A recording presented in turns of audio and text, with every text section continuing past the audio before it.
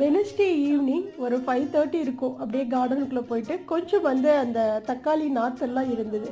இது எப்போ வாங்கிட்டு வந்ததுன்னா சனிக்கிழமை வாங்கிட்டு வந்த நாற்று. இத்தனை நாளுமே ஒரு டப்பில் தண்ணி ஊற்றி இந்த நாற்றை வந்து அப்படியே உள்ளே போட்டு வச்சுருந்தேன்.